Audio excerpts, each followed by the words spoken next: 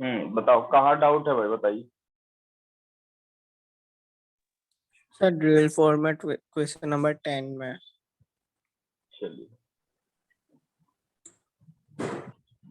जो साथ साथ नहीं लगाते चलेगा वो देखना 3 महीने बाद कितना पीछे हो जाए।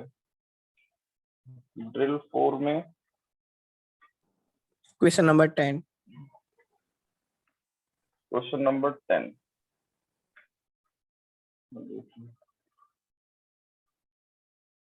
अच्छा एक बात बताओ, 10 में बी ऑप्शन क्या लिखा है? Sir 1.50 into 10⁻23। चलो, तो ड्रिल 4 10th वाले में डाउट है। Question number 10।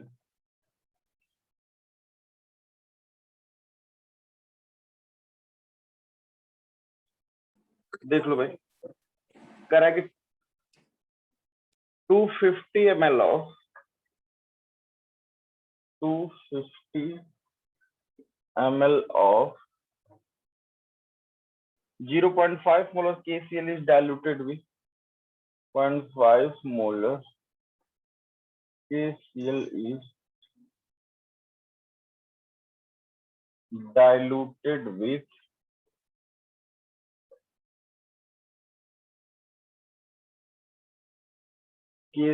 diluted with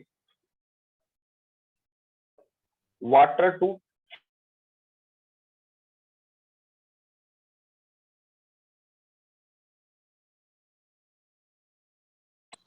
make 500 ml of solution। पानी मिला के सोल्यूशन का वॉल्यूम 500 ml कर दिया गया।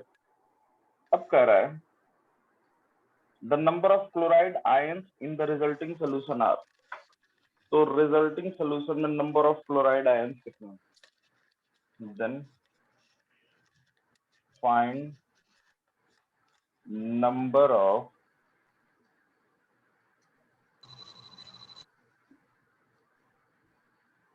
chloride ions in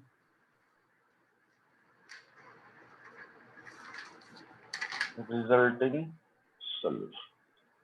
यही है ना भाई? अब एक बात बताइए, कहाँ रह गए लोग? हाँ, अब जरा ध्यान से सुनिए। इसमें ये इनिशियल वॉल्यूम था, ये मोलरिटी थी, डाइल्यूटेड विद वाटर। इसका मतलब अगर डाइल्यूशन किया गया है और वॉल्यूम बढ़ा दिया गया तो पानी मिलाने से मोलरिटी तो चेंज हो जाएगी ना, कंसंट्रेशन तो चेंज हो जाएगा। हाँ सर। Yes sir. तो देखो जरा गौर से। Here H2O is added, H2O is added, so molarity of solution will change, solution की मोलरिटी चेंज हो जाएगी, लेकिन मोल नहीं बदलता है, मोल तो वही रहेगा। बोलो। हाँ सर। तो इसका मतलब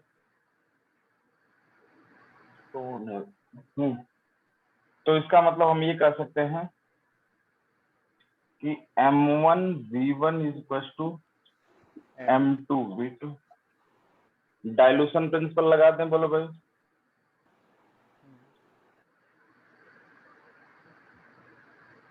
क्योंकि पूछा है कि बाद में क्लोराइड आयन कितना है, ठीक है। तो M1 कितना है बताओ? 0.5 इंटू V1 कितना है बोलो? 250। M2 कितना है? मान लो M2। V2 कितना है? 500। तो M2 कितना आ जाएगा बोलो?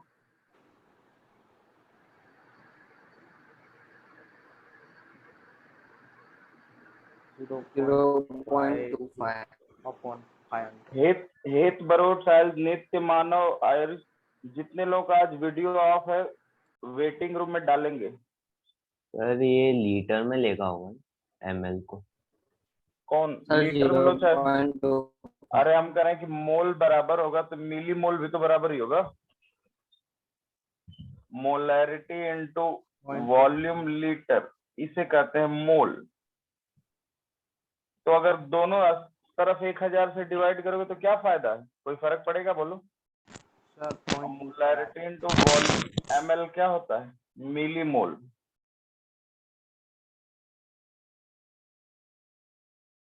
तो अगर मोल बराबर है तो मिलीमोल बराबर, इसका मतलब M2 क्या आ जाएगा बोल? 0.5 इंटू, माइक ऑन करो भाई, माइक कौन ऑन करके रखा है? Divided by 5। पहले दिमाग से देखती है क्या? हाँ, कितना आएगा? 0.25।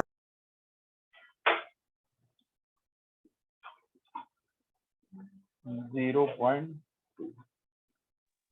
ये मोलैरिटी ऑफ सॉल्यूशन है ना? हाँ, ये सोल्यूशन की मोलैरिटी है, आंसर नहीं।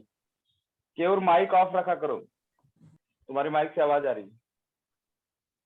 उसके बाद अब क्या पूछा है? Sir moles of chloride ion. Moles of chloride ion. तो एक बात बताओ, ये क्या आ गई? मोलैरिटी ऑफ,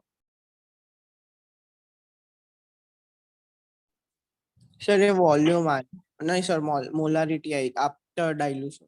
हाँ, इसका मतलब कि molarity of KCl।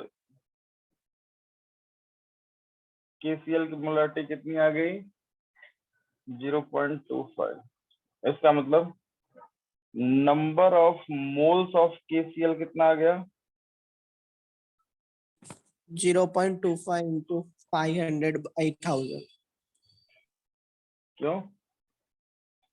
Sir molarity volume करेंगे ना। इन 1 लीटर सोल्यूशन कितना है बोलो? 0.25। ठीक है, तो इसका मतलब ये number of moles of molarity of KCl। KCl 0.25 कैसे होगा? ये क्या निकाले? वो तो वो तो मोलैरिटी ऑफ सॉल्यूशन है ना, KCl नहीं है। तो सोल्यूशन में क्या है? KCl plus water. तो वही तो, मतलब यहाँ KCl सोल्यूशन लिखो क्या? तो इसका मतलब KCl सोल्यूशन की मोलैरिटी इतनी आ गई, तो इसका मतलब number of moles of KCl 1 litre solution में इतना आ गया कि नहीं बोलो? तो जब KCl का मोल इतना है तो K प्लस भी इतना ही होगा, Cl माइनस भी इतना ही होगा। तो number of moles of Cl minus is equal to कितना होगा? 0.25। अब एक बात बताओ, जब Cl माइनस का मोल 0.25 तो मॉलिक्यूल्स कितना होंगे?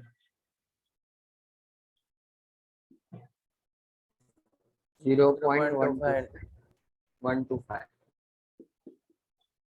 0.25 into Avogadro number।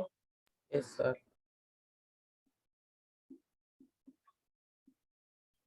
हाँ या ना? अब जरा लेकिन ध्यान से देखना, ये नंबर ऑफ मोल्स ऑफ कैसे ना 1 लीटर, ये 1 लीटर में इतने क्लोराइड आए, तो 500 ml में कितने होंगे बताओ? इसके आधे। हाँ, so number of Cl minus ion in 500 ml कितना आएगा बोलो? 0.25 divided by 2।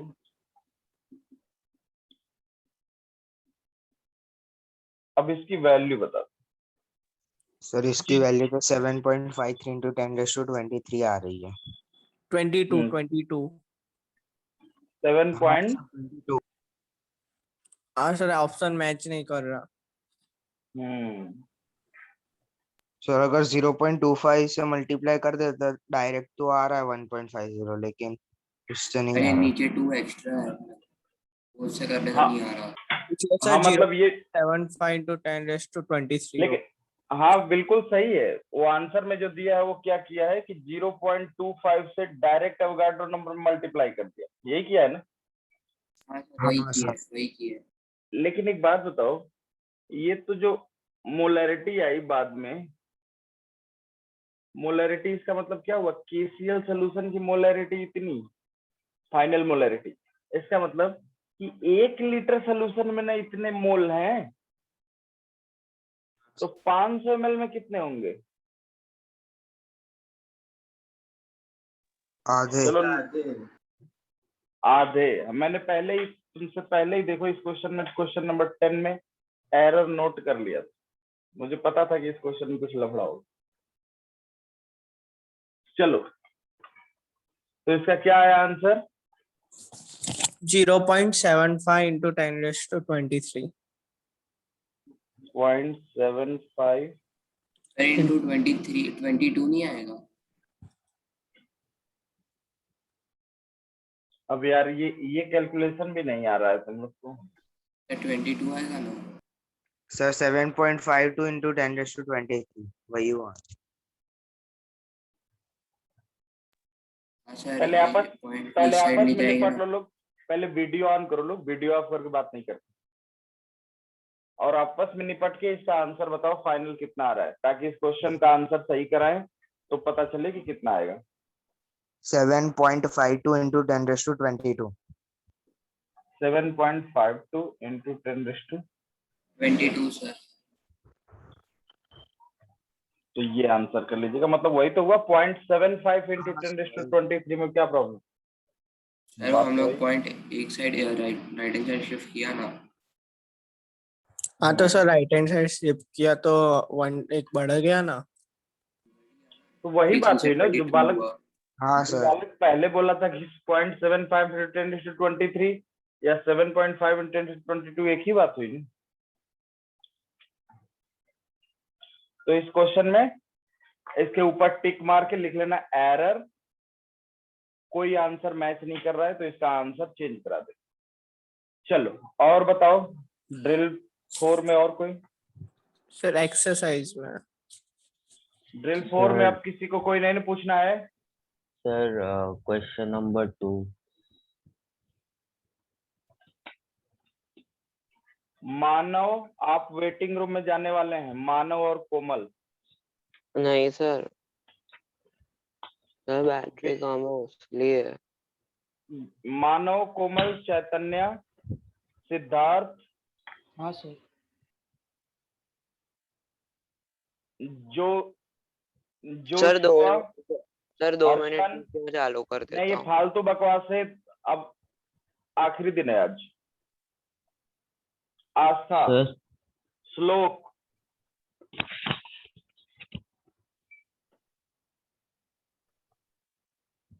जिसका हमें वीडियो ऑफ दिखेगा हम उसको वेटिंग रूम में डाल देंगे।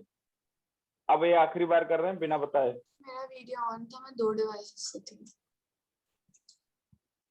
सर वो मेरा हाँ, दूसरा डिवाइस है, मेरा पहला चलिए। डिवाइस में है। सर क्वेश्चन नंबर 2 में डाउट है मेरे को।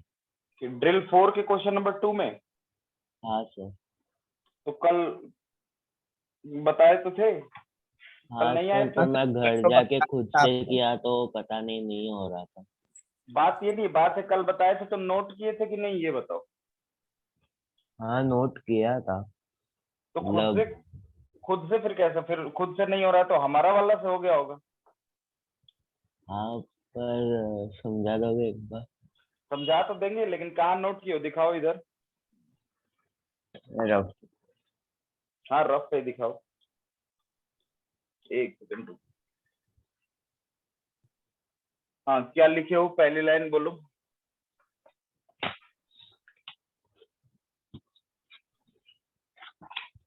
व्हाट्सएप हमें तुम करो, नोट किए हो कि नहीं, हमें शक है। हाँ जो कल का लिखे व्हाट्सएप पे। हाँ देखिए भाई, इनका क्वेश्चन नंबर 2 ड्रिल 4 का क्वेश्चन नंबर 2 ये कह रहे what volume of let be volume किसका? 0.10 molar H2SO4, 0.10 molar H2SO4 must be added to 50 ml of 0.10 molar NaOH plus 50 ml 0.10 molar NaOH। अब देखो, एक एसिड है एक बेस है कि नहीं? हाँ सर। इसका मतलब न्यूट्रलाइजेशन होगा तो बीच में माइनस साइन आ जाएगा। हाँ सर। चलिए अब जरा ध्यान से देखिए,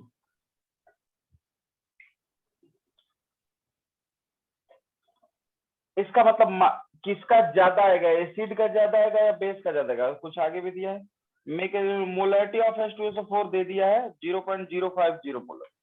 कह रहा कि इनको अगर मिलाया जाए तो जो फाइनल सोल्यूशन बनता है उसमें H2SO4 की मोलरिटी जो होती है 0.050 मोलर। तो एक बात बताओ, H प्लस कितना होगा?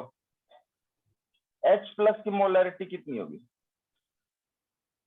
2 इंटू 0.050, हाँ या ना? हाँ अगर हाँ, H2SO4 की मोलरिटी इतनी है तो H प्लस की मोलरिटी क्या दोगुनी हो जाएगी, क्योंकि एक H2SO4 दो H प्लस देता है। हाँ सर। इसका मतलब अब देखिए, फाइनल H प्लस की मोलरिटी जो होनी चाहिए वो रूल के हिसाब से क्या होनी चाहिए, ये H प्लस फाइनल ये होना चाहिए M1 V1 F1 minus M2 V2 F2 divided by V1 plus V2, यही होना चाहिए, बोलो हाँ या ना? हाँ सर।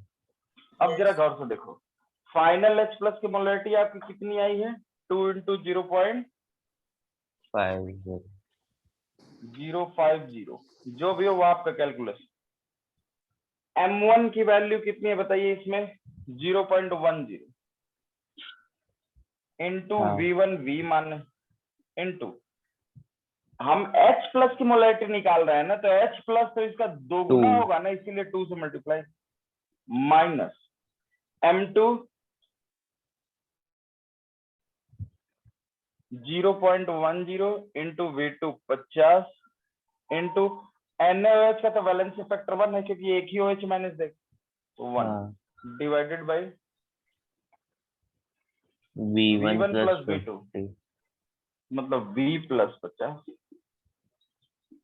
इसे सॉल्व करना है और V की वैल्यू निकालना है। तो क्या ये सॉल्व नहीं हुआ था? हाँ मतलब हमें ये फाइंड आउट करना है कि हमने कितना और ml H2SO4 डाला कि मोलैरिटी ऑफ H2SO4 0.05 हो गया। हाँ वही वही तो क्वेश्चन लिखा है कि कितना ml इतना मोलर H2SO4 इसमें मिलाएं कि H2SO4 की मोलरिटी इतनी हो जाए। तो हम कभी भी अगर एसिड बेस मिलाया जाता है तो उसमें H प्लस और OH माइनस का खेल होता है। एसिड का H प्लस बेस का OH माइनस मिलकर से पानी बना देता है, न्यूट्रलाइजेशन हो जाता है। तो कभी भी एसिड प्लस बेस मिलाए या एसिड एसिड मिलाए या बेस बेस मिलाए तो तुम H प्लस और OH माइनस की मोलरिटी के साथ खेला करो। तुम्हें अगर H2SO4 की मोलरिटी दी गई इतनी तो कुछ नहीं, तुम उससे H प्लस की मोलरिटी निकाल लो और उस H प्लस की मोलरिटी को फाइनल सोल्यूशन से H प्लस की मोलरिटी निकाल कर बराबर कर दो। और किसी का कोई ड्रिल 4 में, कुछ लोग ऐसे हैं जो NCERT की फर्स्ट एक्सरसाइज तक नहीं भेज पाए और बहुत ही जल्दी उनके गार्जियन को फोन जाने वाला है।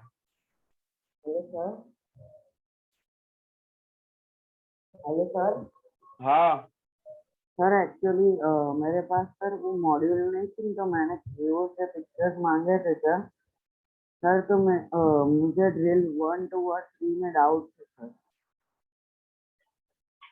अब ड्रिल 1 2 और 3 बेटा कंप्लीट हो चुका है, तुम उसे ग्रुप पे भेजो। अगर ऐसे डाउट है सर। वही डाउट्स को ही फोटो खींच के ग्रुप पे सेंड करो। ओके। अगर हमारे साथ नहीं चलोगे ऐसे तो फिर हम तीसरा चैप्टर स्टार्ट करेंगे तो तुम लोग पहला चैप्टर लगाओगे, तो ऐसे पढ़ाई नहीं होती बेटा। और किसी को ड्रिल 4 में doubt? No sir. No sir. अब एक्सरसाइज 1, अब इसका मतलब ड्रिल 1 2 3 4 इसमें कोई कभी क्वेश्चन नहीं पूछेगा। क्यों? क्योंकि आपके सारे डाउट मैंने बोर्ड पे लगा चुके हैं। अब आते हैं एक्सरसाइज 1।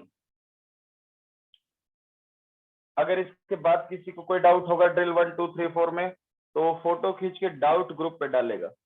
तो जो लड़के पूरा लगा चुके हैं वो तुरंत उसको सॉल्यूशन भेज देंगे। एक्सरसाइज 1, इतना ढीला बिहेवियर है यार। एक्सरसाइज 1 में बताओ। Sir question number 3rd।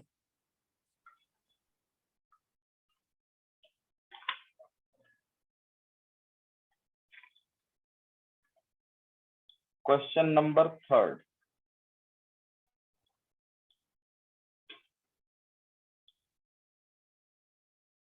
देख लीजिए भाई।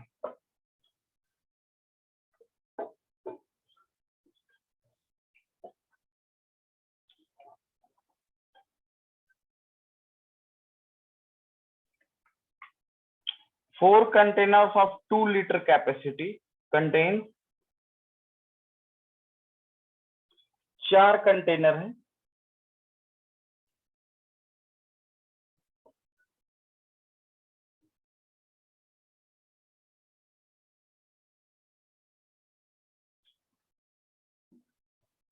सबकी कैपेसिटी 2 लीटर की, 2 लीटर 2 लीटर 2 लीटर 2 लीटर, ठीक है। Correct 2 liter capacity contains which contains maximum number of molecule under similar condition। Similar condition का मतलब अगर इसका टेम्परेचर T है, प्रेशर P है, तो इसका भी temperature T, pressure P, temperature T, pressure P, temperature T, pressure P। एक बात बताओ, at the similar condition of, क्या बोला गया था? At similar condition of Avogadro law, temperature and pressure, equal volume of any two gases contain equal number of molecules। अगर शुरुआत में ही आपने लापरवाही बरत दी तो याद रखिएगा आपका पूरा क्लास 11th खराब हो जाएगा। और जिसका 11th खराब होता है वो कलेक्शन तो बाद में सोचेगा, करियर ही खराब हो जाता है, क्योंकि आत्मविश्वास सेल्फ कॉन्फिडेंस से हिल जाता है, और जिसका सेल्फ कॉन्फिडेंस हिल जाएगा उसकी पूरी लाइफ हिल जाती है। तो इसे लापरवाही नहीं, जब साथ चले तो एकदम बिल्कुल साथ चलिए। हमसे ज्यादा आपको मेहनत करना है, अदरवाइज पीछे रहिए। हाँ, तो बताओ ये एवोगाड्रो लॉ का क्वेश्चन। इसका मतलब पहले क्या करो, find the mole in all. जिसके पास सबसे ज्यादा मोल होंगे उसी के पास सबसे ज्यादा मॉलिक्यूल या एटम होगा। देखेंगे, बोलो। तो पहला में देखो, जरा ध्यान से देखो, पहला में क्या दिया है? 2.5 ग्राम मॉलिक्यूल ऑफ N2। एक बात बताओ, 2.5 ग्राम मॉलिक्यूल, ग्राम मॉलिक्यूल मैंने तो बताया था, ग्राम एटम बराबर mole. Gram molecule is equal to mole, या कहीं अगर लिख दे ग्राम आयन, उसका भी मतलब क्या होता है? मोल। ये बोले थे, तो लिखा है पहला 2.5 gram molecule of N2, gram molecule of N2। तो ये क्या आ जाएगा बोलो? 2.5 मोल ऑफ N2।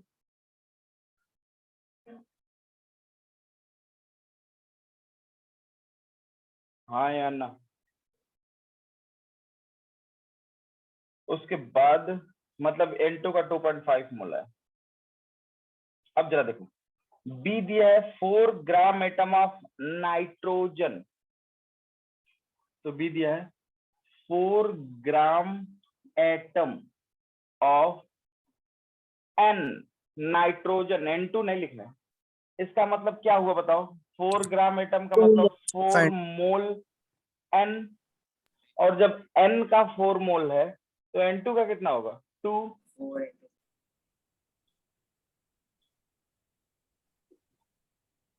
क्योंकि 1 मोल N2 2 मोल N देता है, तभी तो 2 मोल N2 4 मोल N देगा। बोलो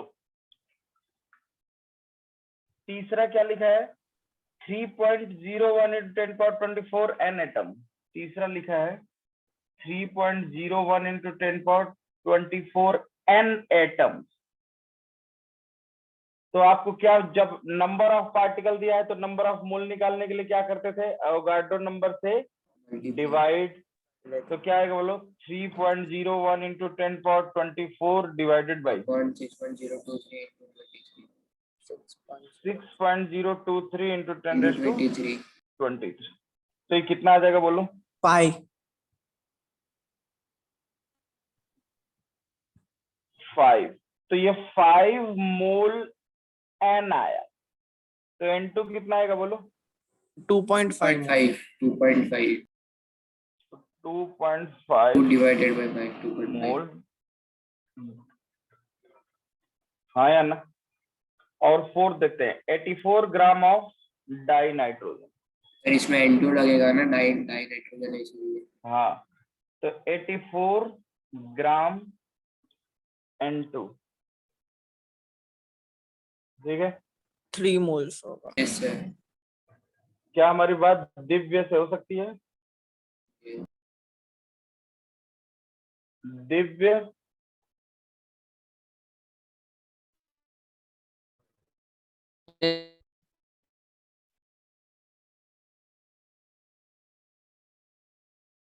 यस सर। वो गैलेक्सी वैलेक्सी की फोटो हटा के तुरंत वीडियो ऑन रखो। चालू है। 84 ग्राम N2 चालू हमारे कहने से हुआ है। 84 ग्राम N2, इसका 84 मतलब 120। 84 डिवाइडेड बाई नाइट्रोजन का N2 का मॉलिक्यूलर वेट कितना होगा बोलो? N2 का मॉलिक्यूलर वेट बताओ। 28। तो कितना आया? 3 मोल N2। अब तुम ही बताओ कहाँ नाइट्रोजन का मोल सबसे ज्यादा आया? क्या पूछा है? हाईएस्ट पूछा है या लीस्ट पूछा है? Option 4। Sir maximum number of molecules यानी sir maximum number of moles. Mole. Maximum number of molecules वहीं आएगा जहां मैक्सिमम नंबर ऑफ मोल आएगा, क्योंकि एवोगाड्रो लॉ ने कहा था कि प्रोपोर्शनल टू मोल या मॉलिक्यूल। तो इसका मतलब क्या? ऑप्शन डी है। सर हाँ, पर सर अगर सब में वॉल्यूम सेम है तो मॉलिक्यूल्स तो सब में सेम ही हुए हैं ना, तो मैक्सिमम कहाँ से मतलब क्वेश्चन खड़ा होगा? अरे मोल अलग अलग आ रहा है ना। मॉलिक्यूल्स तो तब सेम होंगे जब मोल सेम होंगे। पर सर एवोगाड्रो कहा था equal volume of number of molecules, तो या इक्वल नंबर ऑफ मोल्स। अरे एवोगाड्रो लॉ, यही तो एवोगाड्रो लॉ तो कह रहा है कि equal volume contains equal number of mole. Equal number of mole आएगा तो इक्वल नंबर ऑफ मॉलिक्यूल आएगा, लेकिन इसमें मोल अलग अलग आ रहा है ना।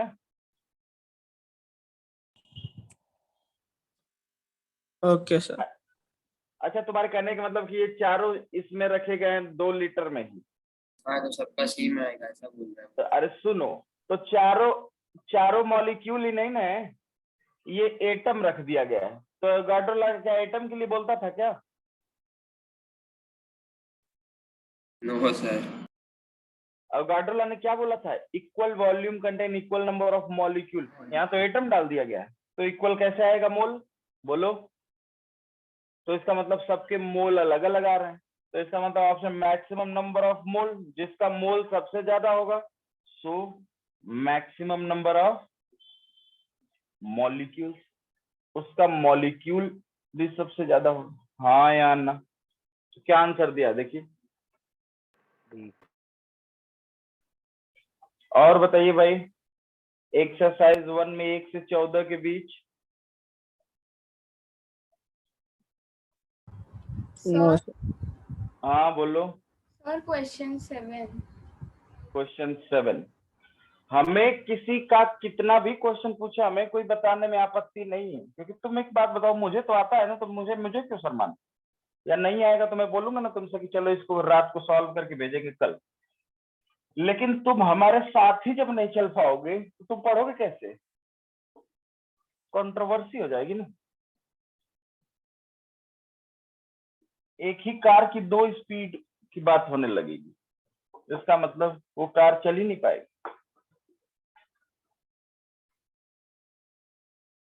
चलिए, क्वेश्चन नंबर 7 पूछा है ये शाह ने। हेट बरोट एक्सरसाइज 1 लगाओ कि नहीं?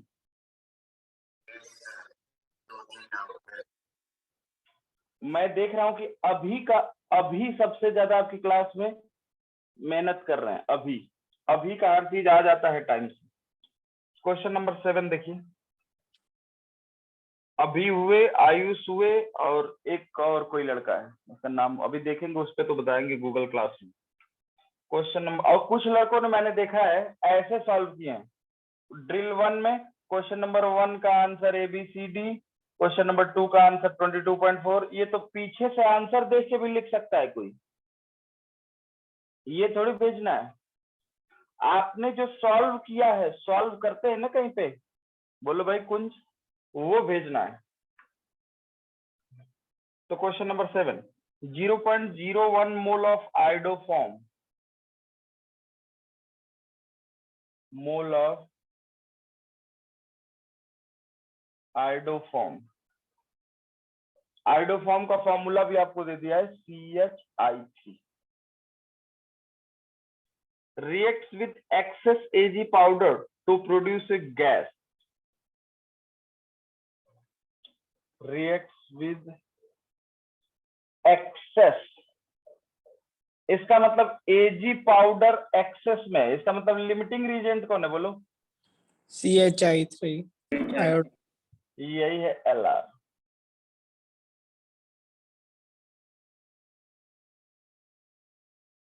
टू प्रोड्यूस ए गैस, और कह रहा है whose volume at NTP is, जिसका NTP पे वॉल्यूम बताइए।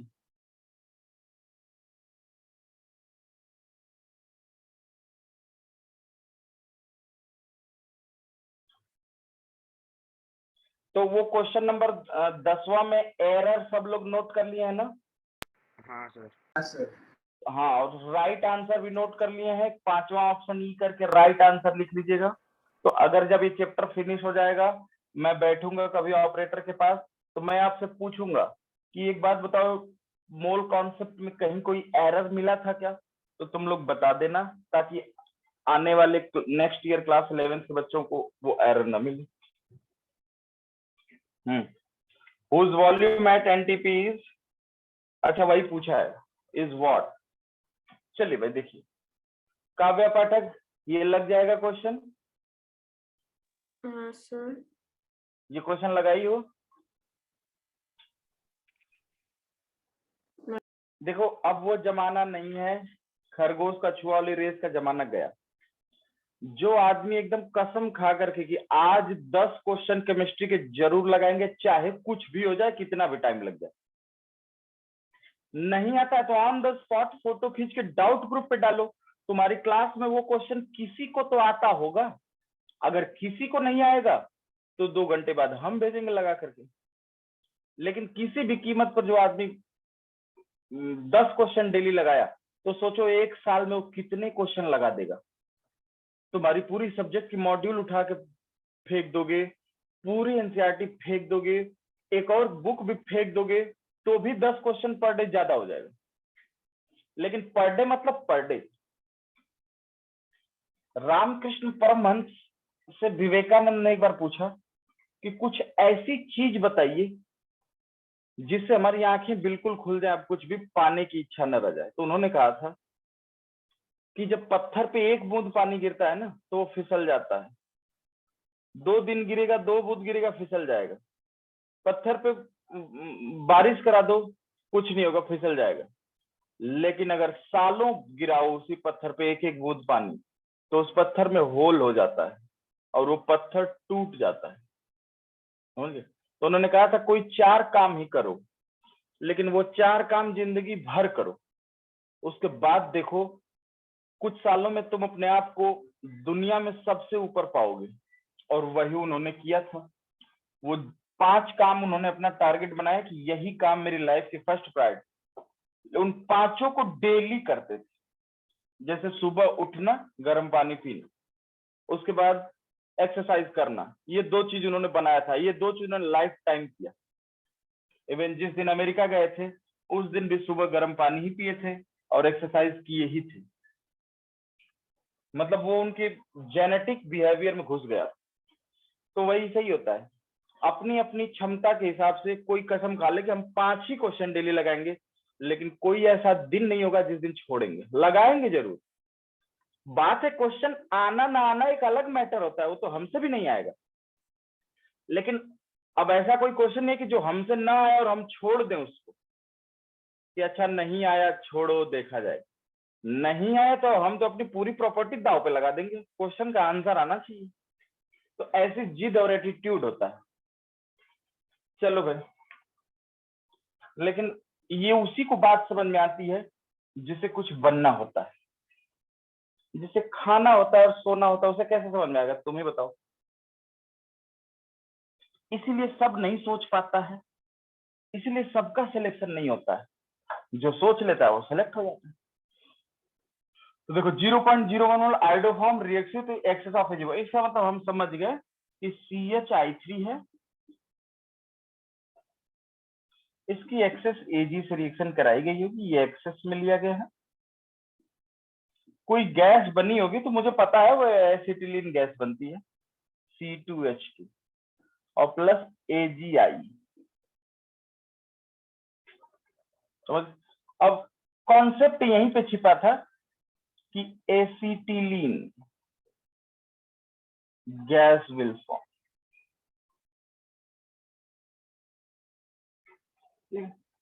अब आपको पता चल गया कि लिमिटिंग रिएजेंट तो यही है, Lr। तो लगा दो POAC 1 into मोल्स ऑफ, इधर कार्बन के लिए POAC लगा दो। तो 1 into moles of CHI3 is equal to, शुरुआत में देखो क्या होता है मैं बताऊं। जो मेरे साथ हुआ उस वही तुम्हारे साथ होगा। मैं बहुत तुमसे तेज नहीं रहा हूं और न तुम हमसे बहुत ज्यादा तेज। शुरुआत में क्या होगा कि 10 क्वेश्चन लगाने बैठोगे ना, तो केवल 2 क्वेश्चन तुमसे लगेगा, उसके बाद 8 क्वेश्चन फंस जाएगा, 8 पे 8।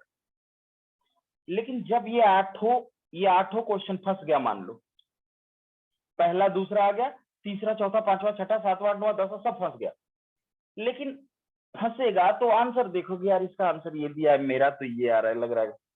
लेकिन अगर इन 8 में से कोई भी क्वेश्चन जिंदगी में कभी भी और टकराएगा ना, तो वो तुम्हें पता चल जाएगा यार ये क्वेश्चन तो फंस गया था मेरा, लेकिन इसका पीछे आंसर सी दिया था। अब एक बात बताओ, मान लो इसी में से एक क्वेश्चन IIT में आ गया, तो क्या तुम चूकोगे क्या लगाने से? नहीं। तो अगर तुम फंस भी रहे हो तो तुम अपना भला कर रहे हो, और लग भी रहा है तो तुम्हारा ही भला। मतलब हार में भी तुम्हारी जीत है, जीत में भी तुम्हारी जीत। तुम्हें तो केवल लड़ने के लिए कहा जा रहा है। अब पहली बार 8 क्वेश्चन फंसेगा, लेकिन खूब मेहनत करोगे तो भी इसमें से 2 लगा ही ले जाओगे, अगर ठान लोगे तो। चलो 4 लग गया। अब जब दूसरे दिन बैठोगे ना, तो जो ये इतना मेहनत करके 2 और एक्स्ट्रा लगाए हो ना, वो तुम्हारे दिमाग को एक बूस्टअप तैयार किया रहेगा पहले से कि 4 तो लगा ही लेंगे, अब 4 के आगे देखना है क्या होने वाला। समझ गए? तो ऐसे धीरे धीरे माइंड चेंज होता है, और देखते देखते 90 दिनों में दिमाग के साथ साथ हाथ चलने लगता है। जितनी तेजी से दिमाग चलता है उतनी तेजी से हाथ। तब बच्चे सेलेक्ट होते हैं और 30-35 मिनट में पूरा लगा के पेपर फेंक देते हैं। ऐसा होता है।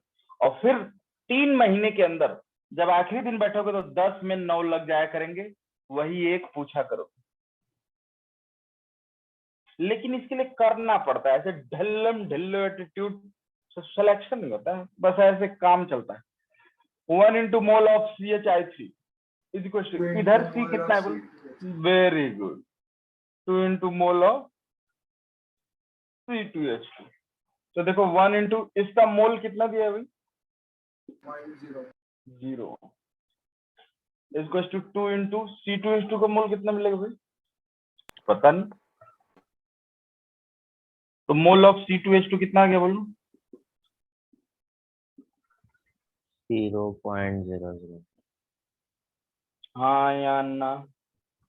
हाँ इसका मतलब कि जब मोल इतना आ गया तो वॉल्यूम कितना होगा, ये गैस है, into 22. मोल में 22.4 से मल्टीप्लाई कर दो, तो 1 into 0.01 डिवाइडेड बाय 2 into 22.4।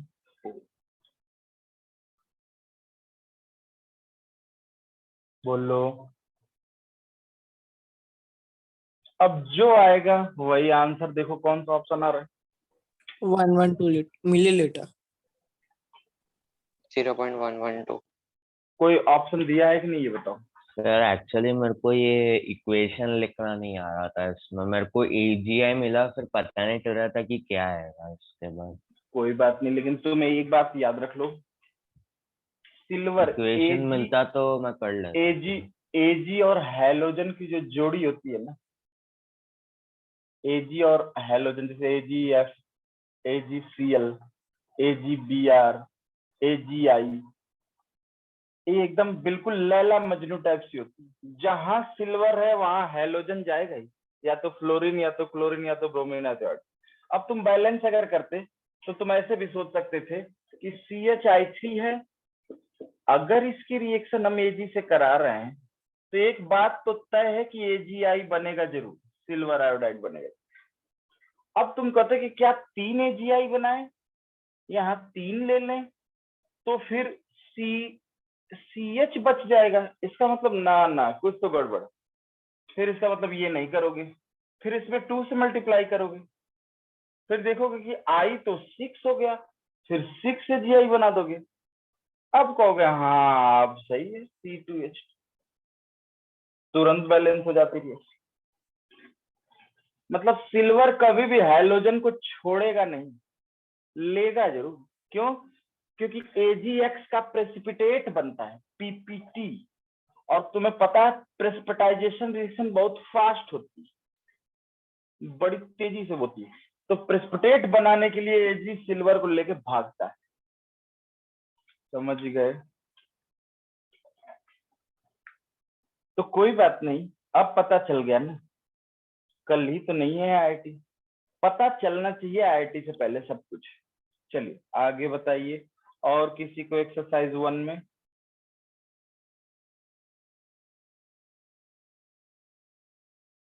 कोई डाउट नहीं? एक्सरसाइज 1 में सर क्वेश्चन नंबर 36 देख लो भाई, ऐसा ना हो कि 4 बच्चे आगे निकल जाएं, बाकी लोग डिमोरलाइज हो जाएं। इसीलिए मैं समय दे रहा हूं भरपूर, और इसी दिन रात के लिए मैंने आपकी बोर्ड की भी क्लासेस मैं ही ले लिया, क्योंकि मुझे पता था कि अगर मैं बोर्ड नहीं लूंगा कोई और लेगा तो मुझे IIT में टाइम बहुत कम मिलेगा। तो बोरिंग केमिस्ट्री को इंटरेस्टिंग बनाना चैलेंज हो जाता है। 36 देख लो भाई,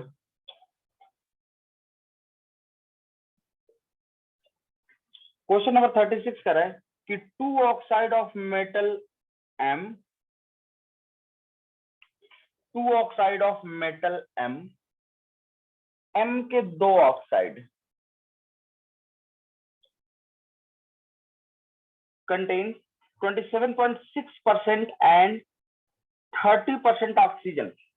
पहले ऑक्साइड में करा है कि 27.6% ऑक्सीजन,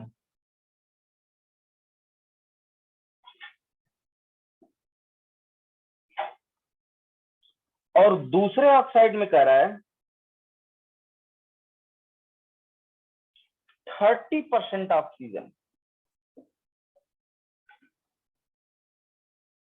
तो एक बात बताओ भाई, मेटल का ऑक्साइड कैसा होता है? MO2 MO M2O3 M2O4 M2O5, मतलब MXOY टाइप का होगा। बोलो हाँ या ना। तो अगर इतना परसेंट ऑक्सीजन है तो फिर मेटल कितना होगा? 70% M। और इसमें इतना परसेंट ऑक्सीजन है तो M कितना होगा बोलो? 100 माइनस कितना आ जाएगा? 70 72 72.4 होगा कि नहीं बोलो?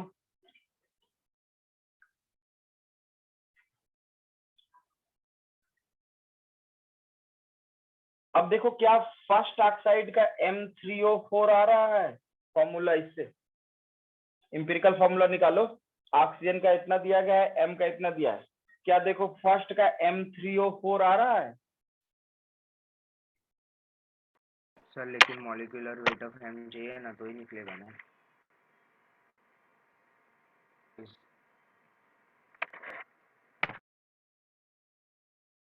सर इसमें सिर्फ फॉर्मूला लिखा है, तो हम एम्पिरिकल फॉर्मूला मॉलिक्यूलर फॉर्मूला को सेम नहीं मान सकते। हाँ चलो, इसका मतलब M नहीं दिया है। अब M नहीं दिया है तो एक ही मेथड हमारे पास बचता है, यूनिटरी मेथड। जरा ध्यान से देखिए, इसका फॉर्मूला आपको दे दिया। बहुत अच्छा सवाल है ये, इंटरेस्टिंग क्वेश्चन। M का एटॉमिक वेट दिया नहीं है तो आपको एम्पिरिकल फॉर्मूला से लगाना मुश्किल हो जाएगा। अब देखिए, लेकिन इसीलिए इसके ऑक्साइड का फॉर्मूला दे दिया है। क्या कहा है? इसका ऑक्साइड है M3O4। जरा गौर से देखो,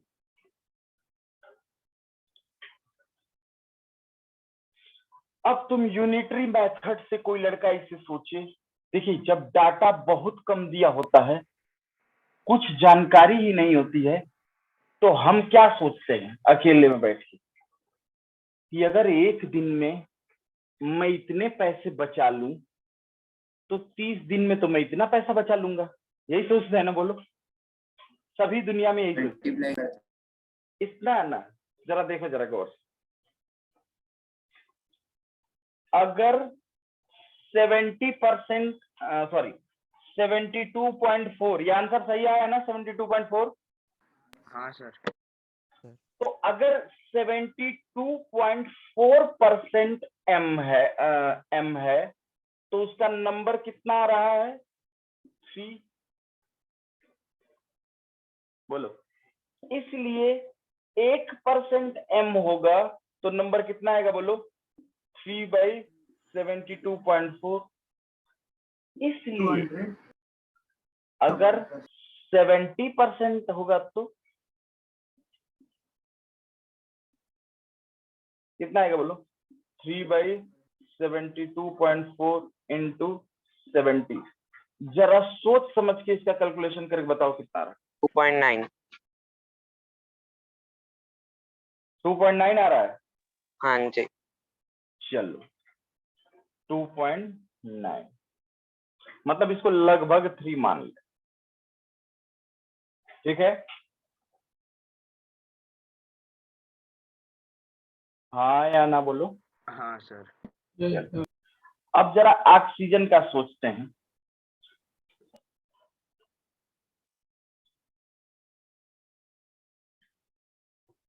ये डाटा थोड़ा कम दिया है, ट्राई करते हैं, अगर लग गया तो बहुत अच्छी बात। अब ऑक्सीजन के लिए सोचते हैं यूनिटरी में।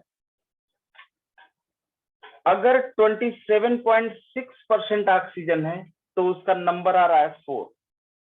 27.6% ऑक्सीजन पर उसका नंबर आ रहा है 4। इसलिए 1% ऑक्सीजन पर नंबर कितना आएगा? 4/27.6। इसलिए 30% ऑक्सीजन पर नंबर कितना आएगा? 4 × 30 / 27.6। बोलो, 4.3. 4.3। और इसका मतलब ये 2.9 रहने दो, ये 4.3। देख लो भाई, थोड़ा 2 डिजिट में आंसर बताओ। 2 डिजिट में इसका आंसर एग्जैक्ट कितना आया था? 2.9000 ऐसा करके आया। अच्छा 90 यार, ठीक। देख लो, अब इतना कम डाटा दिया है, ये आखिरी इलाज है हम लोग के पास। सर नीचे 4.34. 4.34। अब एक बात बताओ, इनका सिंपलेस्ट रेशियो बताओ कितना आएगा? 2.90 और 4.34।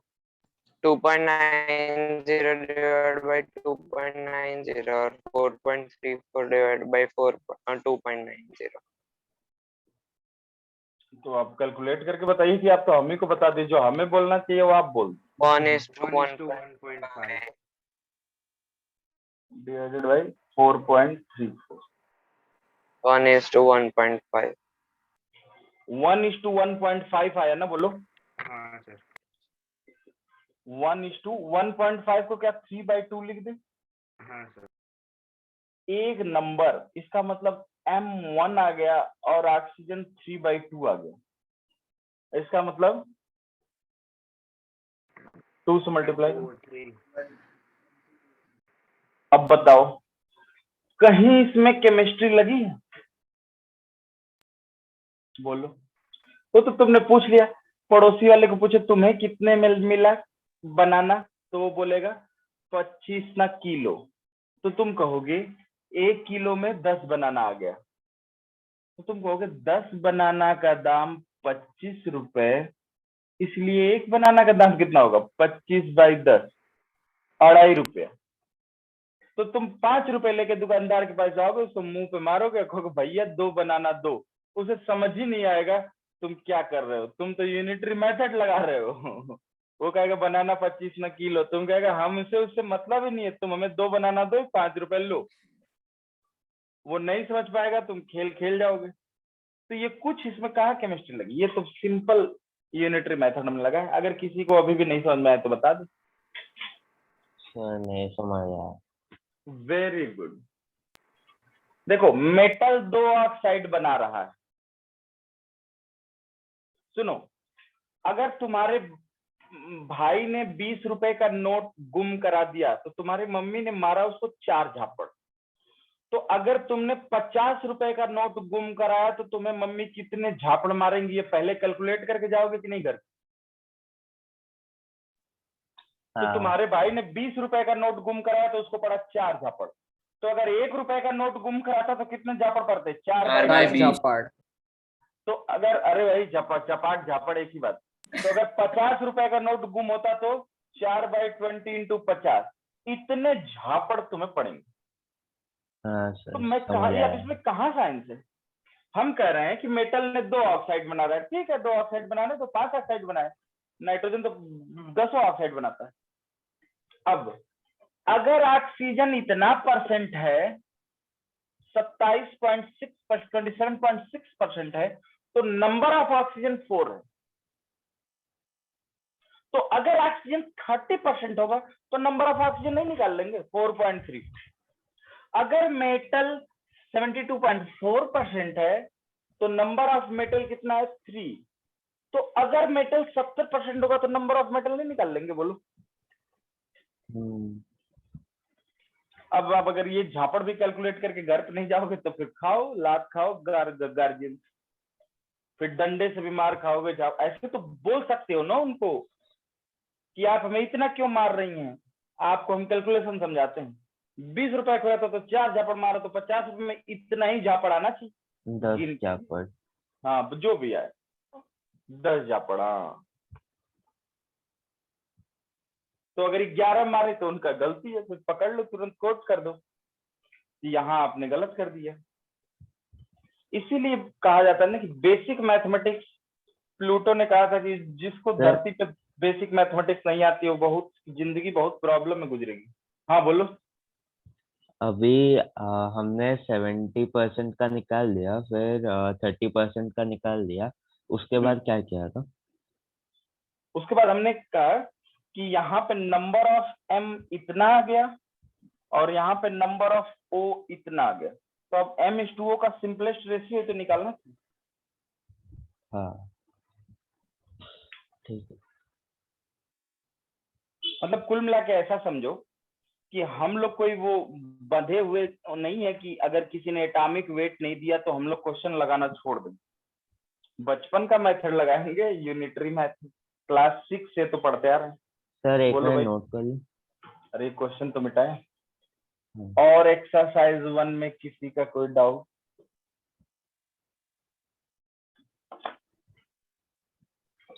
सर मैं डाउट क्लास में पूछूंगा। हाँ वही कर रहे ना, साथ साथ नहीं चलोगे तो कदम लड़खड़ाएंगे। और किसी का कोई एक्सरसाइज 1 में डाउट हो तो जल्दी बताए।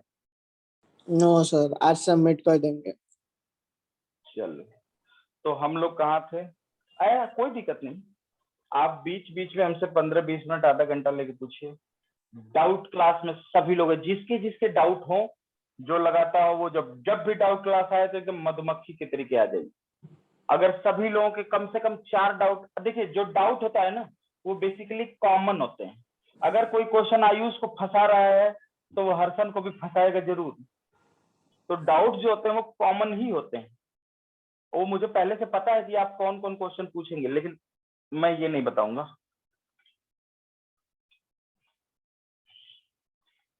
चलिए आगे बढ़ते हैं। तो कहां तक हुआ था भाई, कल बोलो।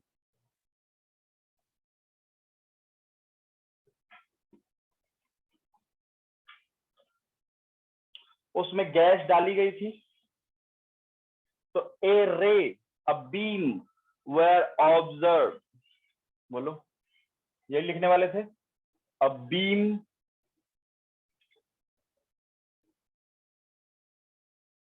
Where observe going from cathode towards anode. कल फिगर बनाए थे ना, cathode rays discovery of electron वाला। Going from cathode. अब ये मत समझिए कि कैथोड से एनोड की तरफ जा रही हैं, इसका मतलब वो कैथोड के प्लेट से निकली ना, वो गैस से निकली है। अब कोई ईस्ट से मेरी तरफ आ रहा है, तो क्या ईस्ट में सूरज उगता है तो क्या सूरज से मेरी तरफ आ रहा है? बोलो। कोई गाड़ी ईस्ट से वेस्ट जा रही है तो इसका मतलब सन से आ रही है निकल के? नहीं। तो from cathode towards anode, towards anode called cathode ray।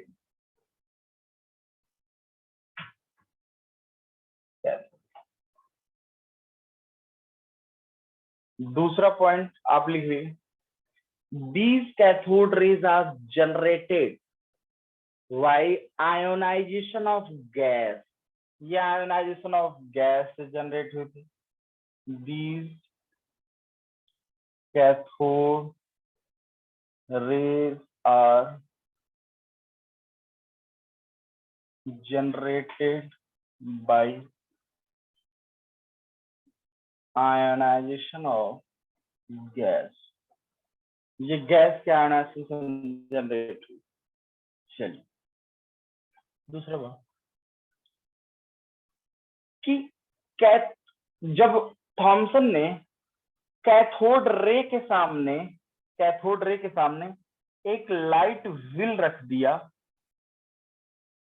तो कैथोड रे ने क्या किया, उस लाइट व्हील को रोटेट करा दिया। इसका मतलब when A light wheel is kept in front of cathode ray, wheel is rotated. बोलो। व्हेन ए लाइट, अब लाइट व्हील मतलब अब मोटरसाइकिल का पहिया थोड़ी डाल देंगे उसमें, कोई वो हवा से नाचने वाली पंखी छोटी सी। तो when A light wheel is kept in front of cathode ray, will is rotated, will rotate हो गई।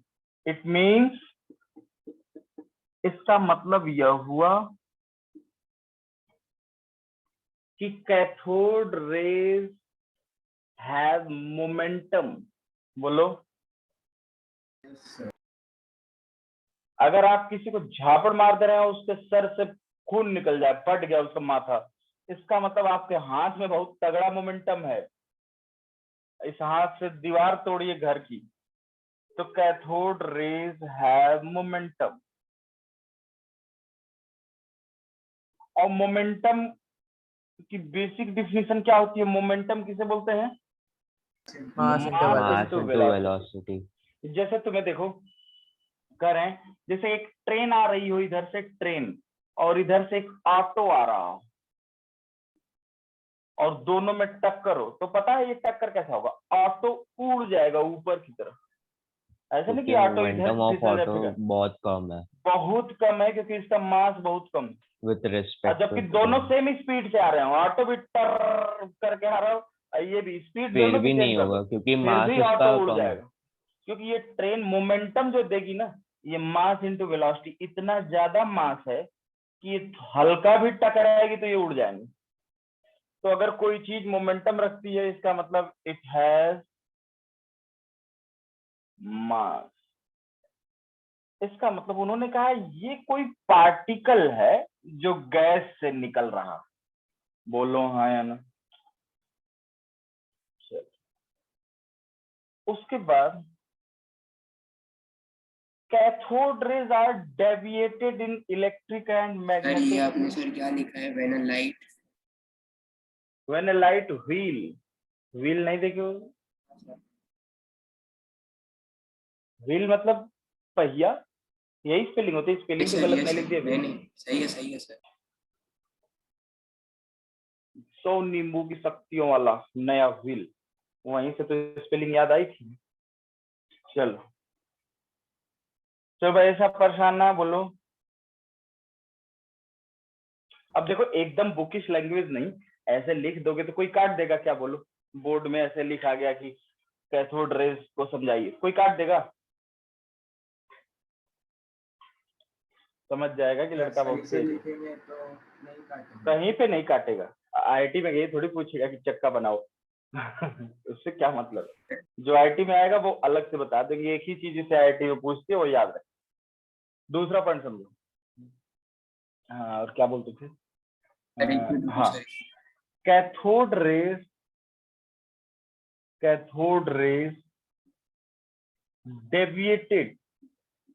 deviated in electric and magnetic field।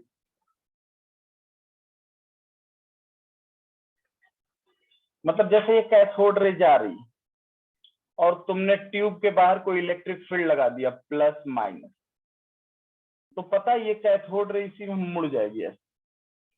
वो ट्यूब पे जाके जहां गिरनी चाहिए थी ना, वहां नहीं गिरेगी। अब पता कैसे चला कि ये नहीं गिर रही है? उन्होंने ट्यूब पे जिंक सल्फाइड का लेप कर दिया था, पुताई कर दी। तो जिंक सल्फाइड फ्लोरेसेंट मटेरियल होता है, कोई चीज उस पर गिरेगी ना तो प्रकाश चमकता है वो। तो जब चमकना बंद हो जाएगा, इसका मतलब कि गिरी नहीं रही है, इसका मतलब ये इलेक्ट्रिक फील्ड या मैग्नेटिक फील्ड में डेविएट हो गई। मैग्नेटिक फील्ड का मतलब जैसे आपने एक साउथ पोल लगा दिया, एक साउथ पोल लगा दिया, एक नॉर्थ पोल लगा दिया, तो cathode rays circular shape occupy कर लेगी। ठीक है, याद करो फ्लेमिंग के बाएं हाथ का नियम। अगर ये फील्ड है, ये करंट है, ये तो ये उस पर लगने वाले फोर्स होते हैं। याद आ रहा है? हाँ सर। हाँ सर। तो अगर कैथोड रे इधर से इधर जा रही, इसका मतलब करंट इधर से इधर जा रही होगी। बोलो, और करंट के अपोजिट मैग्नेटिक फील्ड, तो हमेशा परपेंडिकुलर डायरेक्शन में फोर्स लगेगा। और याद रखिए जीवन भर अगर मोशन के परपेंडिकुलर फोर्स लग रहा है तो मोशन हमेशा सर्कुलर मोशन होगा। क्यों? क्योंकि उसी में वेलोसिटी ये है, परपेंडिकुलर फोर्स, ये परपेंडिकुलर, ये परपेंडिकुलर, ये परपेंडिकुलर, तो क्या बनाता है? Circular motion. Circular motion. चलिए अब वीडियो ऑफ करके सर्कुलर मोशन बोल रहे हो लोग, बताओ ऊपर वाला माफ करेगा कभी? हाँ सर। करेगा? कौन करे? अभी को कर सकता है, अभी पूजा वूजा करते हैं बहुत, इनको कर सकते हैं, इनका तो सोर्स भी होगा, जुगाड़ उगाड़ भी। बोलो भाई अभी हाँ सर। कुछ सेटिंग है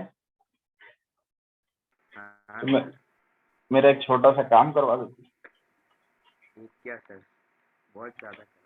नहीं, एक कंपनी के शेयर में मैंने पैसे लगाए, पैसे डूब गए, तो वो कंपनी प्रॉफिट में चली जाती, कुछ ऐसा सेटिंग करवा दी, ज्यादा पैसे लगा दिए। हाँ, cathode ray deviate electric field magnetic, मतलब ठीक, मतलब समझिएगा, अगर आपसे ये पूछे इलेक्ट्रिक फील्ड में कैसा पाथ हो जाता है, तो पैराबोलिक हो जाता है।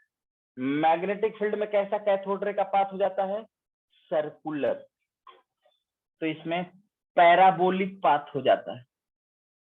पैराबोला समझते हो ना, जैसे क्रिकेट बॉल पे छक्का मारता है, ऐसे पैराबोला, पैराबोलिक शेप, और ये सर्कुलर शेप। पैराबोला तो वो होता है ना जो एक्स एक्सिस को दो बार पे कट करता है। कई कट सारे, करके ये भी पैराबोला होता है, ये भी पैराबोला होता है, ये भी पैराबोला होता है, ये भी पैराबोला होता है। पैराबोला मतलब ये ओके सर। पढ़ोगे मैथ में तो इतना पैराबोला पढ़ोगे दिमाग ही खराब हो जाएगा। चलो आगे, मैथ तुम लोग कौन पढ़ाता है? Sanjay sir. MKS Mohit Sharma sir. हाँ, तो यही मेन थी। तो ये हुआ। फिर पांचवा पॉइंट समझते हैं, cathode ray create fluorescence when falls on fluorescent material. बोलो, कैथोड रे, हाँ, इससे क्या पता चला? अगर वो इलेक्ट्रिक मैग्नेटिक फील्ड में डेविएट हो गई, it means cathode rays are charge particle, और वो पॉजिटिव की तरफ डेविएट हुई थी, इसका मतलब negatively charge particle. This implies cathode rays are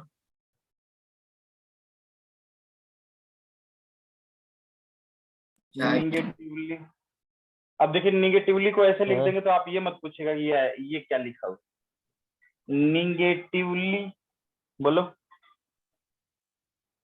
charge particle.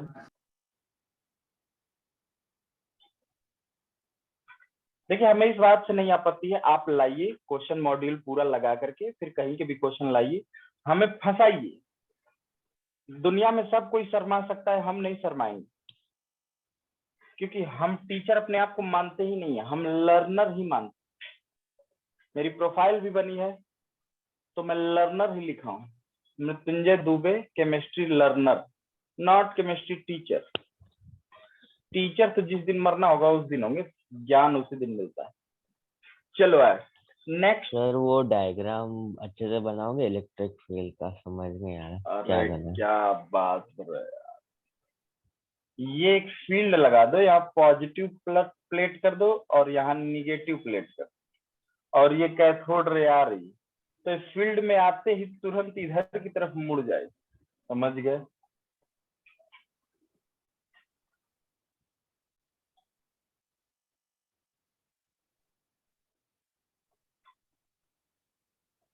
हाँ यार, सर क्या होता है जिंक? जिंक क्या होता है स्क्रीन पे? जिंक हाँ, sulphide. Fluorescent cathode rays create, वो जो चीज नहीं होती देखो जिस पे लाइट गिरती है तो चमकती है, जैसे radium.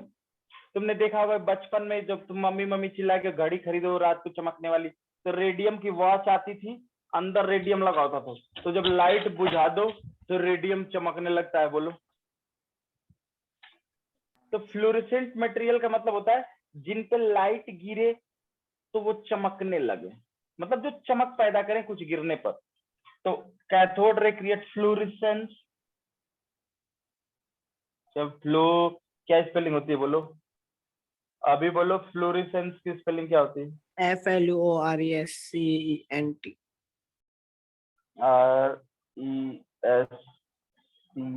RESCENC, fluorescence when falls on fluorescent material। Sir गलत है, आपने Deaden। फ्लोरिस्यूसी लिख दिया। क्या फिर से बोलो? फ्लोरिसेंट ना, हाँ, FLURESCENT। नहीं तो हम फ्लोरिसेंट तो मटेरियल होता है, हम फ्लोरिसेंस सेंस क्रिएट करेंगे। हाँ हाँ, sir sir when falls on ZNS ये होता है फ्लोरिसेंट मटेरियल।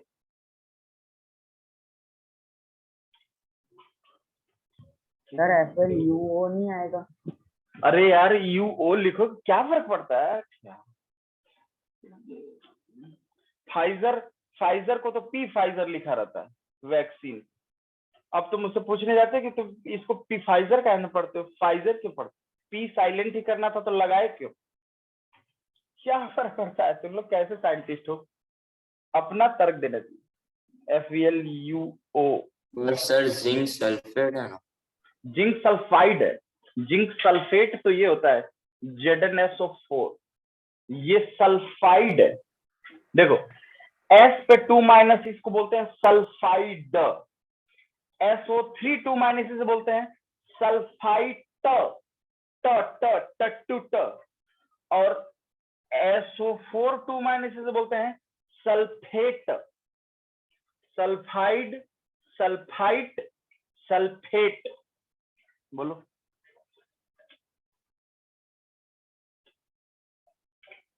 हाँ या ना?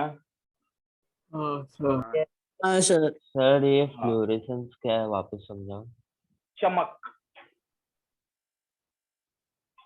चमक। जैसे आप नहीं कहते वे तुम्हारी शक्ल बहुत लाइट मार रही है आजकल। चमक, फ्लोरेसेंट मतलब चमक, समझ गए? सर वो किसके लिए होता है, क्यों होता है? वो ये पता करने के लिए होता है, जैसे फिंगर प्रिंटिंग देखो, फिंगरप्रिंट, हाँ सर। वो किसके लिए होता है? सिक्योरिटी के लिए होता है।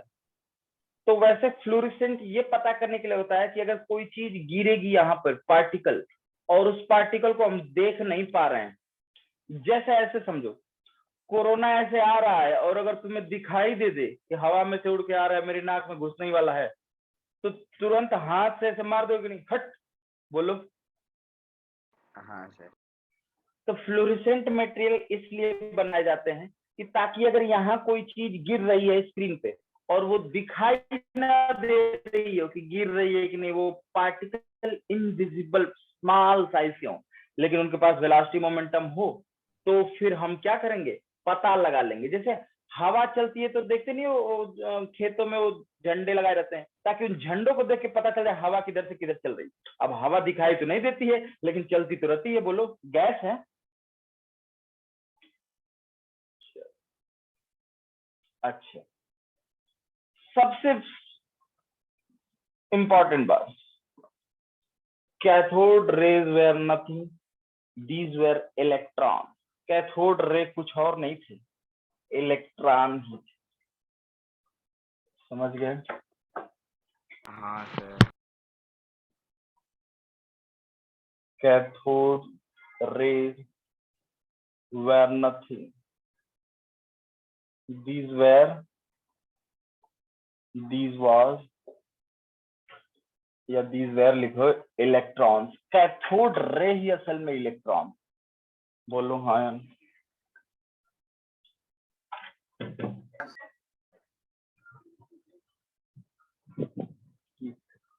आगे बढ़े। Yes sir. Yes sir.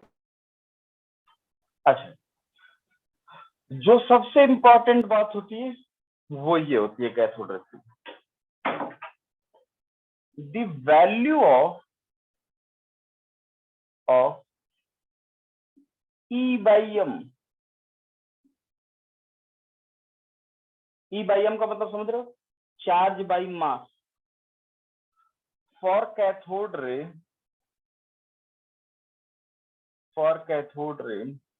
R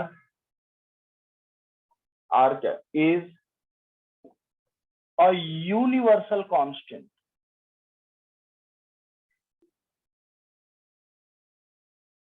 cathode rays के लिए E by M की वैल्यू एक यूनिवर्सल कांस्टेंट होती है and only and doesn't depends on the nature of gas। ये गैस के नेचर पे डिपेंड नहीं करती। क्या मेरी बात समझ रहे हैं? सर ये कांस्टेंट कैसे? बता रहे हैं। तो देखो भाई, क्या ये सही लाइन लिखी है या इसका मतलब समझ में आया तो बताओ पहले। हाँ सर। नहीं समझ में आया। एक सेकंड, तुम्हारी मॉड्यूल में दिया भी है कि नहीं? सी स्क्वायर हो गई ना सर वो कांस्टेंट। ना ना,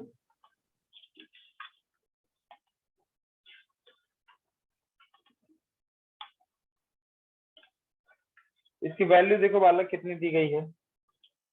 अरे तुम नहीं भी अगर याद है तो ऐसे निकाल सकते हो। इलेक्ट्रॉन का चार्ज कितना होता है याद करो, 1.6 1 कूलम 10⁻⁹ बस इतना कूलम। 1 कूलम थोड़ी, 1 यूनिट हाँ, निगेटिव चार्ज होता है। Divided mass of electron 9.1 into 10⁻31 kg। तो तुम ऐसा करो 1.6 डिवाइडेड बाय 9.1 into 10⁻⁹ प्लस 31।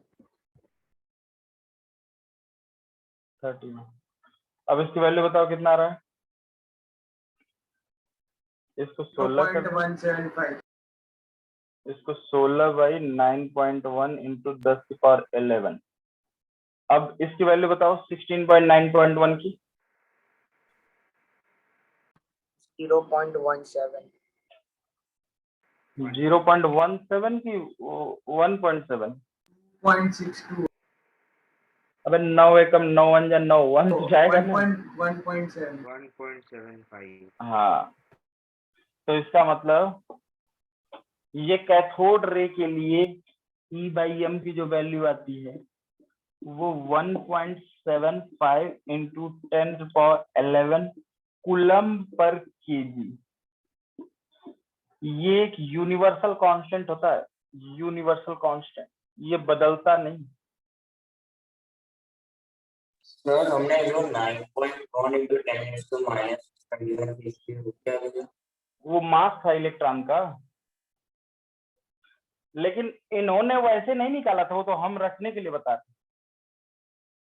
इन्होंने कुछ दूसरे तरीके से निकाला था।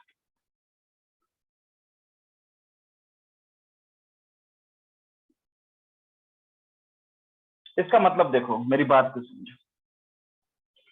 इस लाइन का मतलब क्या हुआ? वीडियो ऑन करो भाई। मानव, नित्य, यश, पाटिल, हरित, प्रिया, कोमल। अभी नाश्ता का टाइम नहीं हुआ है कि आप लोग वीडियो ऑफ करके। हाँ देखिए, इसका मतलब देखिए, अगर मान लो हम इस डिस्चार्ज ट्यूब में हाइड्रोजन गैस डालें, तो हाइड्रोजन पहले 2 एटम में टूट जाएगा, उसके बाद ये इलेक्ट्रॉन निकालेगा तो 2H प्लस 2 इलेक्ट्रॉन निकलेंगे। अगर मान लो तुमने नाइट्रोजन गैस डाल दिया तो 2N, फिर ये टूटेगा तो 2N प्लस 2 इलेक्ट्रॉन निकलेंगे। अगर मान लो तुमने कोई और गैस डाल दिया, ऑक्सीजन डाल दिया O2, तो 2O और ये O2 प्लस 2 इलेक्ट्रॉन निकलेंगे। इसका मतलब गैस चाहे कोई भी आप डालिए, क्या आप बता सकते हैं किसी इलेक्ट्रॉन को देखकर कि ये इलेक्ट्रॉन ऑक्सीजन गैस का है और ये इलेक्ट्रॉन नाइट्रोजन गैस का है? आप नहीं बता सर। सकते हैं? नहीं सर। इलेक्ट्रॉन की अपनी इंडिविजुअल आइडेंटिटी नहीं होती है। फॉर एग्जाम्पल, जैसे आप 1 रुपए का एक सिक्का लीजिए और गटर के पानी में उसको डुबो दीजिए, एकदम गंदे पानी में, और फिर शॉपकीपर के पास ले जाइए, कहिए भैया चिंगम दो। समझ गई भाई महिमा? तो क्या वो दुकानदार नहीं देगा? कहेगा ये सिक्का गटर में गया है, इसका चिंगम नहीं मिलेगा। बोलो। या आप 500 रुपीज की एक बैंक एटीएम से निकली हुई न्यू नोट ले जाइए और दूसरा आदमी एक 500 की नोट को ऐसे रगड़ करके ले जाए और दोनों को ले जाए डी मार्ट में, दोनों से सामान खरीदेगा, तो क्या डी मार्ट वाला बोल देगा कि ये नोट तुमने इस्त्री करके नहीं लाया, इसको सीधा करके लाओ तभी सामान मिलेगा? नहीं बोलेगा ना। मतलब इलेक्ट्रॉन्स किसी भी गैस से निकालिए, यू कांट आइडेंटिफाई कि this electron is from which gas and this electron is from which gas. It doesn't depend upon gas or nature of gas. बोलो हाँ या ना? हाँ सर। हाँ सर। Yes sir. तो यही मैम, मतलब इलेक्ट्रॉन को ये नहीं पता होता है कि मैं सोडियम का इलेक्ट्रॉन हूं कि मैग्नीशियम। सोडियम के इलेक्ट्रॉन को निकाल के मैग्नीशियम में डाल दो, ऑक्सीजन के इलेक्ट्रॉन को निकाल के नाइट्रोजन में डाल दो।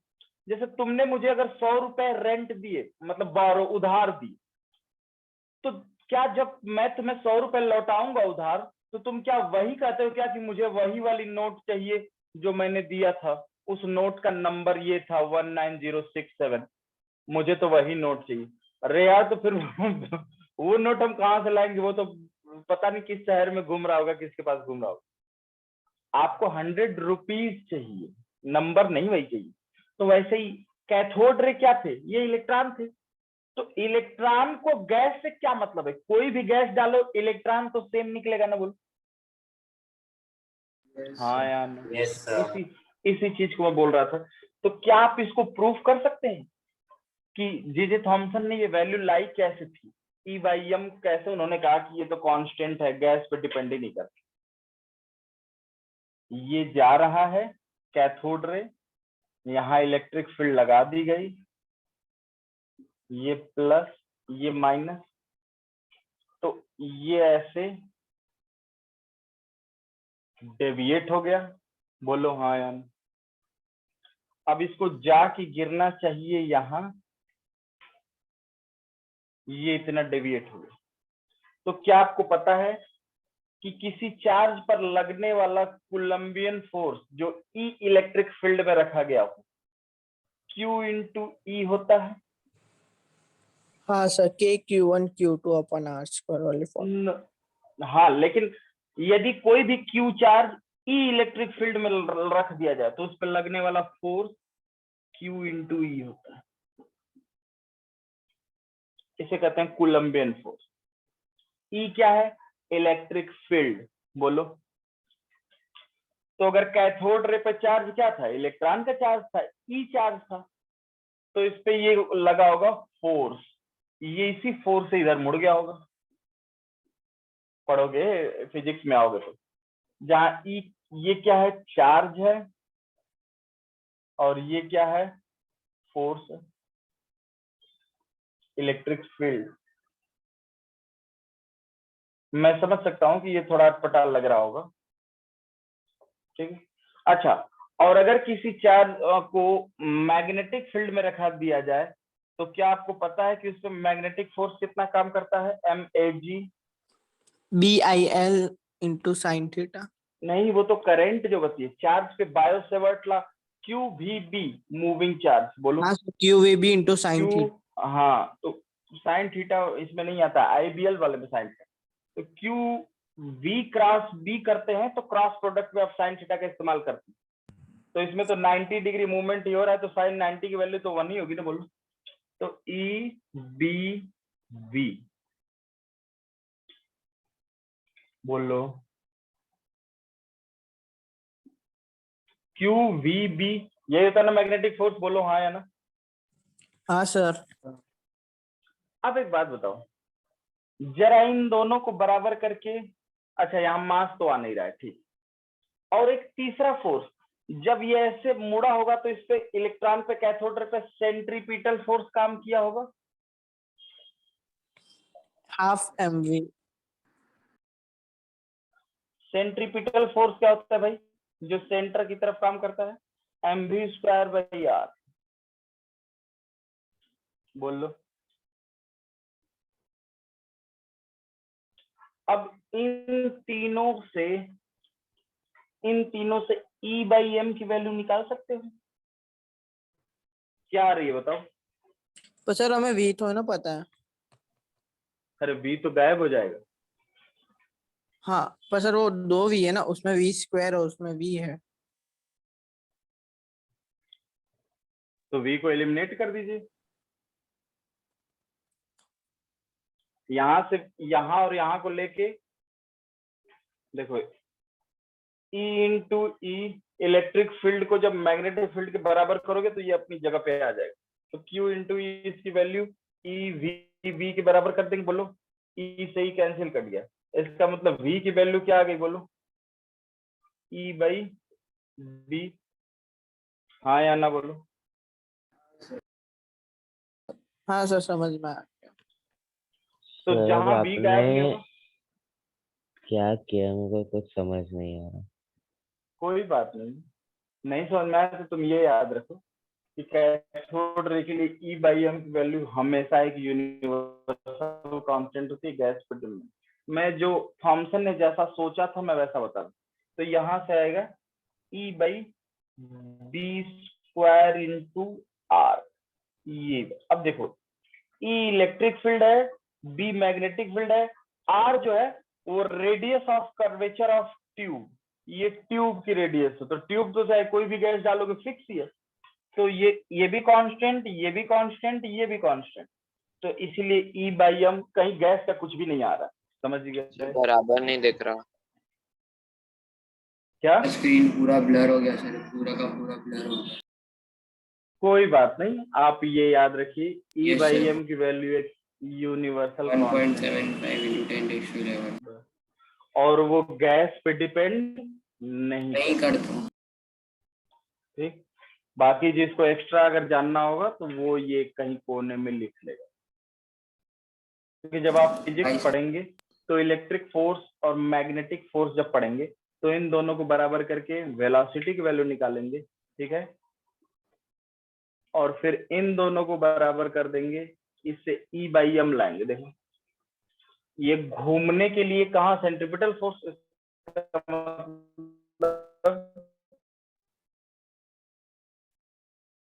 EVB इन दोनों को बराबर करके E/m की वैल्यू निकाली और B को गायब करने के लिए V की वैल्यू उठा के ये रख देना।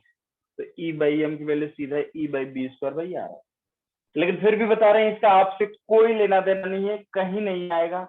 आपको बस ये जानना पड़ेगा कि कैथोड रेज के लिए E/m की वैल्यू एक यूनिवर्सल कांस्टेंट होती है और वो गैस के नेचर पे डिपेंड नहीं करती। कोई भी गैस डालो E/m वही आएगा, कोई भी गैस डालो डिस्चार्ज ट्यूब में E/m की वैल्यू हमेशा सेम आएगी। और you got in my points? Yes sir. तो ये थी इलेक्ट्रॉन की खोज। समझ गए भाई Pathak ji? Yes sir. Yes sir. तो आप जाइए, नाश्ता सर। करिए, पढ़िए। आज शाम तक सभी लोगों के ड्रिल 4 और एक्सरसाइज 1 सबमिट होने चाहिए। हाँ सर हो जाएगा। कुछ लोग ऐसे हम नाम नहीं लेना चाह रहे हैं, मैंने नाम नोट करके रख लिए हैं, जिन्होंने अब तक एनसीईआरटी ही सबमिट नहीं की है मोल कॉन्सेप्ट। देखो हर्षन लेट गया, 1.5 घंटे में बेहोश हो गया, अब उसको उठा नहीं जा रहा है। ठीक है, मिलते हैं फिर हम लोग की दुनिया में इसी समय पर नेक्स्ट क्लास। तब तक के लिए केयू। अब क्या बकवास की भी रिकॉर्डिंग करोगे क्या?